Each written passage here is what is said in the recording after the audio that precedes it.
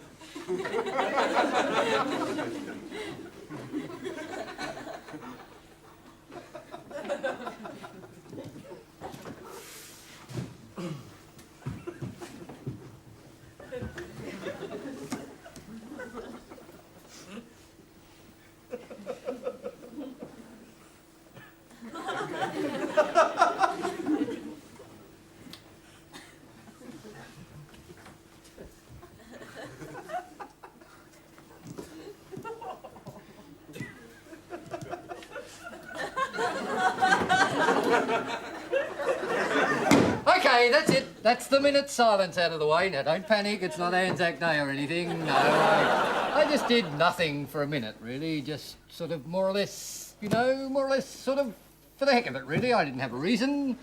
I mean, I could have told you that I did a minute of nothing because it was my impression of the public service or something, but no, that's not the reason I did it. It's just that I had nothing to do and I thought I'd do it. You see, now, I know what you'll be thinking. Well, those of you who are still watching, I know what you'll be thinking. You'll be thinking, well, what an extravagant waste of television time. What an extravagant waste of the taxpayers' money. I mean, that minute could have been used for some worthwhile purpose, like, oh, it could have been, perhaps we could have used it, for an ad for a hot water bottle that snores for lonely people, you know. I mean, that'd be worthwhile, but I just wasted it. Now, before you start rushing off to Kenny Meyer up there on the board, or perhaps Sister Veronica, hi there, sis, just let's work out exactly what that minute cost each taxpayer. And to do this, what we do is we divide the number of taxpayers into the amount of money allocated to the ABC every year by those very kind, compassionate people, suck, up in Canberra. Now, look, let's work this out together. I think that's the best bet. So the ABC costs each taxpayer approximately it's very difficult, $2.65 each. That's per year, right? Now, if we work that out on an hourly basis, it costs each taxpayer 0.000000813 and 7 cents. Now, people with 17-inch screens won't get the 7, but believe me, the 7 is there, OK? That's what it costs per hour for the ABC. Now, I wasted 1 minute, which is 1/60th of 0.000000813, and the 17-inch people will not know about it, but just a quick reminder, the 7's on the end. So now we've got to divide 60 into that, which is 0.000000000. 6 into 1 is 8, carry the 26, 3 go, 3, and carry 2 over the 5 minus the 6, carry 2 is 7. Well, look, it's not a lot. I mean, that's what I'm getting at. I mean, it's not a lot, you know. I mean, if you went in to a newsagent with 0.000000138 cents, if you went in with that, you'd probably get about that much of the Woman's Weekly. I mean, I don't know what the fuss is all about. Well, I hope that's cleared things up. These boots were made for walking, and they've walked me across the world. From Bali Beach to Paris, France, and Kathmandu to Rome. I've been down at Heel and Soho, high in the New York Dome. Now these boots are taking me home, and they're homing in on chunky, homing in on chunky, homing in on chunky. Home is where the custard is. Home is where the custard is.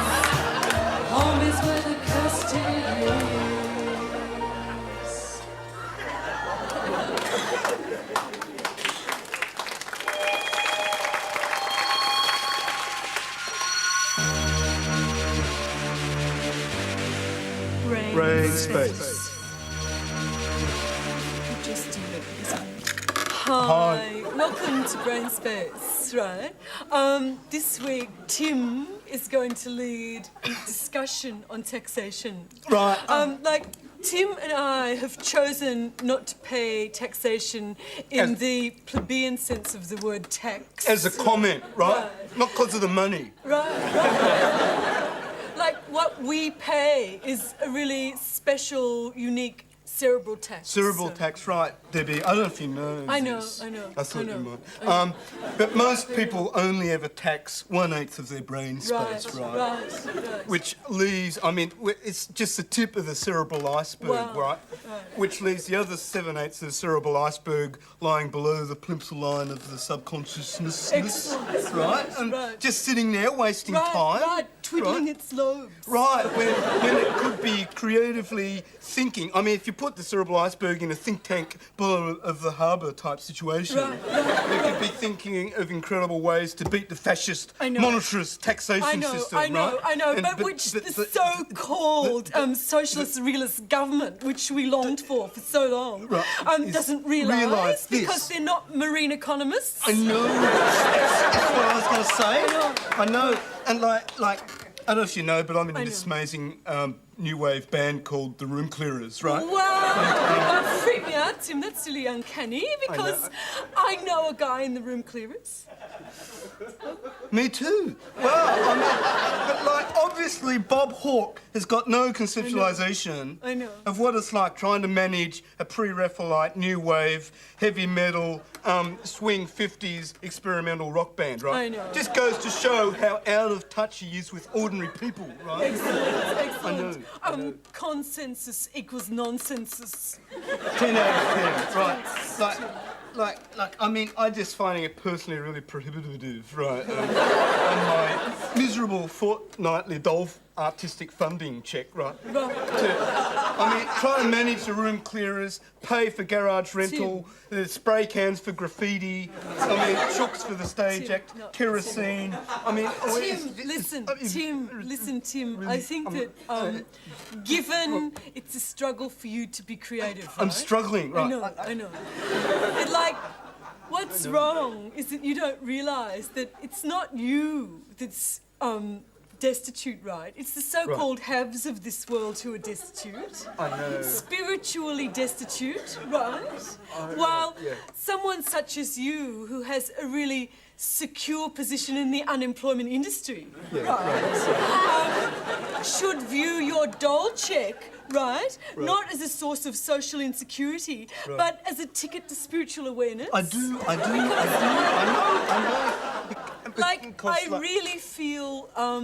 I really feel sorry for the so-called haves with their jacuzzis and their ground swimming pools and their Doncaster mansions, their Mercs and their Porsches, their Christian Diors, their Christian Barnards. Are they really happy? I ask you, are they really happy, Tim? Well, they look pretty happy to me, didn't they? The other day, I saw this amazing guy in a Mercedes-Benz type situation, right? And he had this amazing, glamorous, blonde model type person in the Mercedes-Benz situation. And they were towing a yacht, and they both looked really happy. They probably just thought they were happy, Tim, but they weren't really happy. But they looked really happy. No. They didn't. Incredibly they happy. Just thought they were happy. No, Tim, no. They just look. They were not. So happy. I think it's time. We'll check you later. They were just so happy. Okay, they were probably going they to were happy. to divest themselves of their world. They were happy. Well, it's official. The bun's in the oven, eh, Billy boy? Yeah. 5 months pregnant. It shouldn't happen to a dog. It did. When'd you find out, Phil? This morning. Had an internal examination. Yeah. What's it like? Horrific. Humiliating. And I had to take a specimen. After what you sunk last night, that can't have been a problem. 2 milk bottles full. Atta boy, Billy. I knew you had it in you, son. Took him down to the antenatal clinic in the Esky. Plonked him down in front of the little nurse. She was quite impressed. She showed me in to see the doctor, right? Now, can you imagine this? Complete shock and horror. This doctor wasn't a doctor at all. It was a bloody woman. She didn't muck around, she told me to drop me dash, you know. I thought, righto, darling. A bit of a thrill. Down they went. You dog. Yeah. Hey. She didn't even blink. I read about women like that in foreign. There I am, with doctor at half-mast, and she motions me across the street, right? Now, there's this little bit of tissue paper, you see, where your bum goes. And you go out and they put another bit of tissue paper there, another bum comes in, you know? Anyway, I suddenly see down the end of this bench, there's these two dirty big chrome-plated things sticking up in the air, you know? Like something out of Star Wars, you got me? Stirrups, right? Hi-ho, Billy. Wait. Well, yeah, one leg up there, and one leg up there, you know? Completely starkers, right? And you suddenly realise down here at this bench there's this dirty big planet lab with a 500 bloody watt globe in it, you know? Snail back into its shell. The worst is yet to come. Wait for it, wait for it. She comes across with one of these disposal globes, right?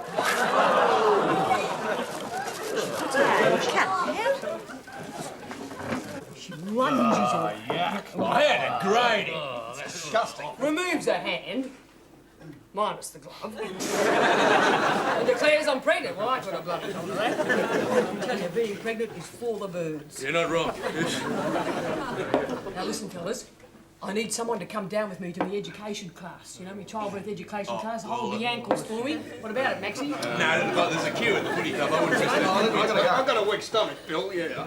I've got shit in my leg, Bill. It's gone. Look after yourselves. Yeah. Listen, why don't you take this out to the ladies' lounge, eh, mate?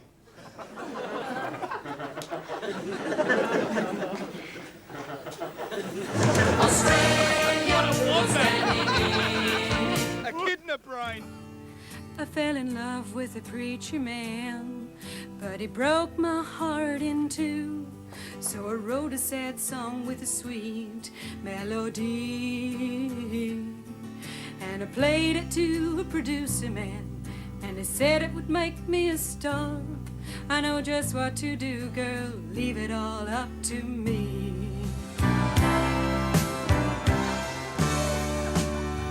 Now I'm trapped inside this video clip. I'm running through the fog down a long corridor, and I don't recognize my song anymore. They've turned my song upside down. There's a lot of strange folks don't come from my town. I thought my song was country and western. I didn't realize what I was suggesting. Just when I think my song's gonna end, there goes that music I'll build up again. I've got to sing another refrain, and I don't think my throat can stand the strain. It looks like I'll forever remain stuck inside this video clip, 'cause the producers had a total eclipse of the brain. A total eclipse of the brain. A total eclipse of the brain.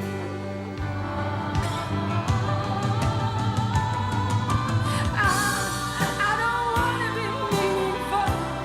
I don't wanna be significant. I don't wanna impress anybody. I don't wanna be number one. I don't like the dress I got on. I don't want my eyes to light up. Please don't let my eyes light up. I really wanna go home. Please let me go home. Please let me go home.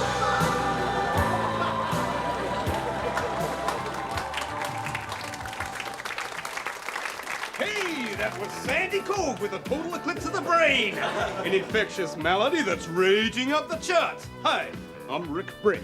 Now it's time for us to... Calm down, calm down, calm down, calm down. With the national top 10 diseases around Australia. And spreading down to number 10 on the come down top 10 is that very trendy disease. Dysentery. No. She's got dysentery. Oh, Varley? Well, that's just it. Surface. Oh, Kate, how cringe-making. But isn't it just so pammy to get dysentery? And in surface. You know, she never did have a sense of style. I wouldn't be seen dead with dysentery. It's just so passé. Beyond pale. Hi. Hey, hi. Oh, you two look great. And you look better. doesn't she? Sorry I'm late. Bruno invited the supermarket manager home for tea last night. Dinner. I mean dinner, not tea. Yeah, dinner. Breakfast, brunch, lunch, drinks, dinner. You see, I know. Oh, Pammy, how could you? Well, I haven't been well. I mean, I've been running to the toilet. Lavatory. Lavatory. Pammy, Kate and I are worried about you. You're just not Vogue, dear. Well, I do try. I've been sick. Ill. And darling, dysentery. I mean, all the best people had that 10 years ago. I know I did. And you went OS to get it. Darling, if you're going to get ill, at least have the presence of mind to find something a little more modish. Like anorexia nervosa. No, that would be good. Anna who? Susan, you're positive.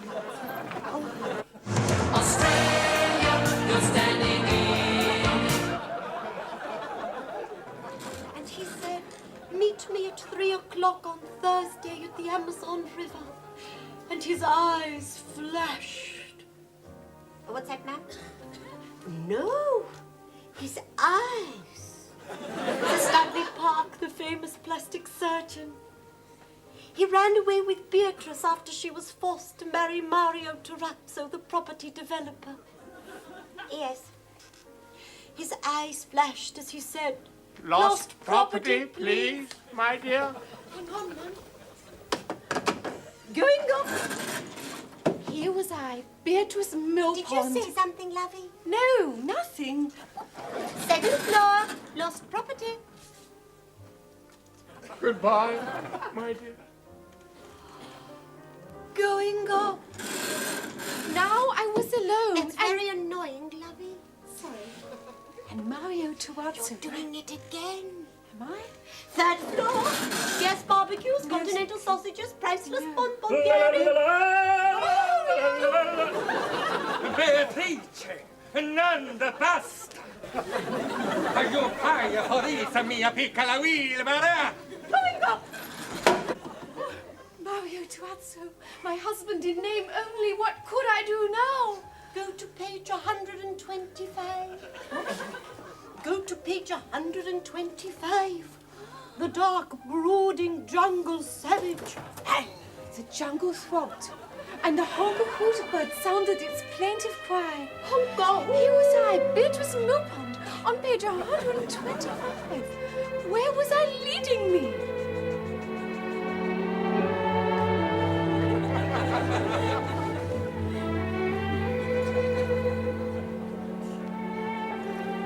I felt somehow safe in the hands of this brooding copper-skinned native as the long, hard strokes of his paddle thrust us up the verdant waterway.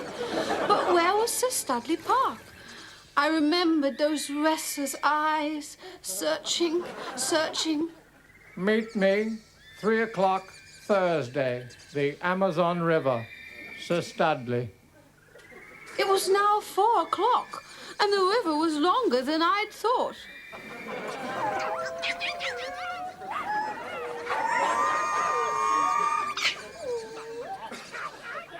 I say, it's exquisite. It is the honka-hoo-ta bird. The natives of the honka-hoo-ta tribe collect from the mouth of the hungover honka-hoo-ta bird a green powder which, when blown up the nose, causes the blood to boil and the underpants to fall around the ankle. He looked at me long and hard. I think that's beastly brutal and barbaric.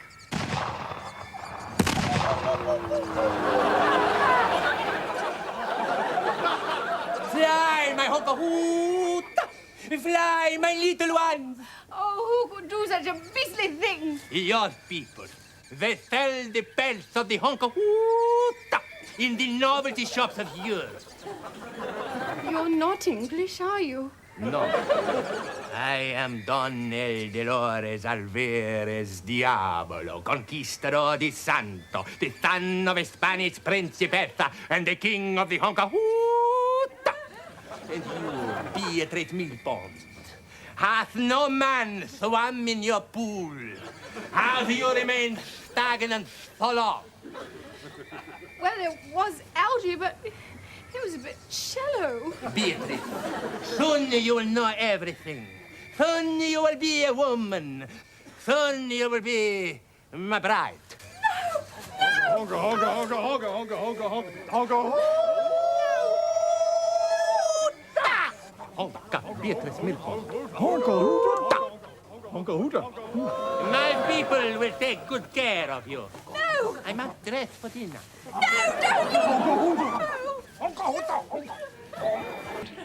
It is ancient tribal custom of Honka Hoota that young virgin bride spend 10 days and 10 nights in ceremonial hut of uncle of Honka Hoota Prince. That me, Honka Hoota. And 2 days and 2 nights in first cousin's hut, Honka Hoota. And second cousin's grandfather gets a go too, Honka Hoota. It is also ancient custom that village elders can slip round whenever they like to ensure the bride is still a virgin. Honka Hoota, Honka Hoota. I suppose I'll just have to. Where was Sir Studley? He could not help me now, but would he arrange to have my suit sent on? Hey, I'm Rick Brick. Where you three do you win, Chunky Spunk? Watch, we got a Chunky Spunk over here. Hey there, you a Chunky Spunk. I reckon. What's your name? Mine. Simone. You looking for a boyfriend, Simone? I reckon. Desperate. What sort of boyfriend you looking for, Simone? Got me the job. So I can keep that custard coming. Hey, Simone. It's Rick Brick signing up from the Chunky Spunk Watch.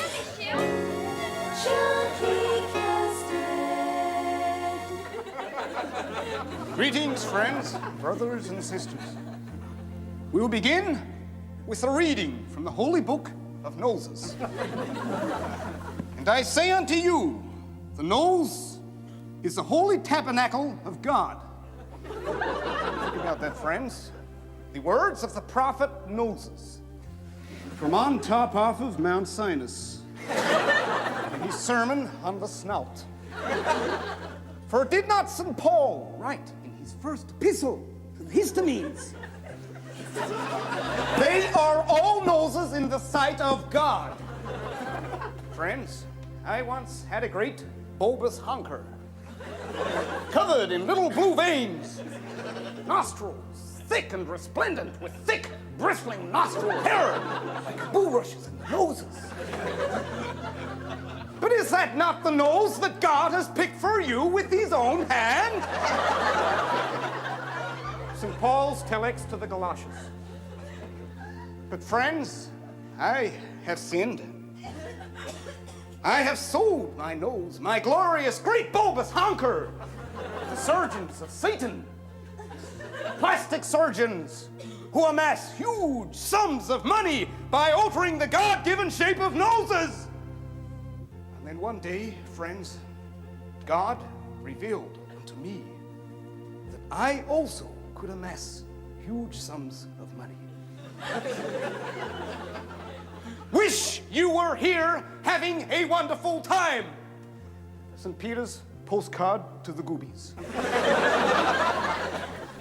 And now, friends, this is the bit where I take off of my glasses.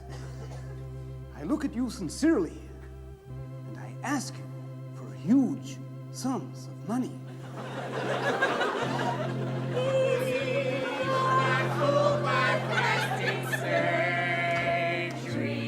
Open up your wallet. This part of his design. Accept me into your wallet. You may think it's bloody funny. Let your wallet be naked before God. I know that it's divine. Come on down. The price is right.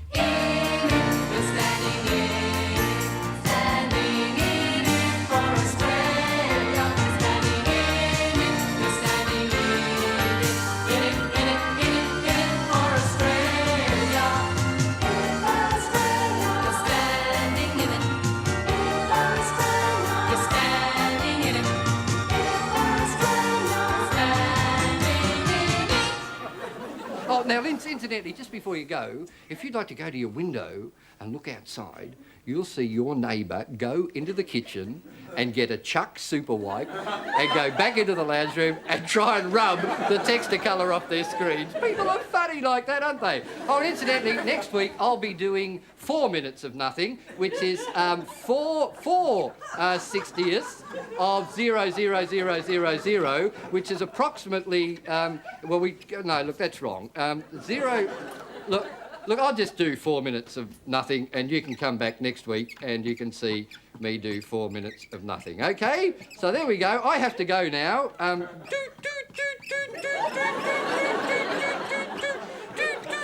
And this is something I've always wanted. Look, I'm having a good time. We're running over time because I was supposed to finish then, but this is something I've always wanted to do. Have we got a rag with methylated spirits there, please? Can I borrow? We're going to have a lot of fun. If you could just hang on a minute, because thanks, that's a fair bit here. This is something I've always wanted to do. It's sort of, it's national television graffiti. Hang on, we'll have to wipe the metho off. If you could just hang on a minute, we'll wipe the metho off. OK, so we get the metho off. Now, this is something I've always wanted to do. You ready? Well,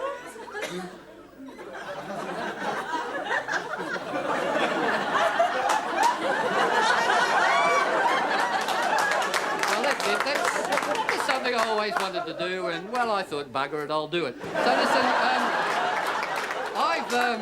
I've really gone pretty well overtime there, and I really can't hang around. Look, I'll probably go on forever because I'm having the time of my life, to be quite honest with you. If you're getting bored at all, well, listen, please feel free to turn over to another channel or something, or I'm sure the director will just cut me off when he gets bored. He's got a very low tolerance to these sort of things.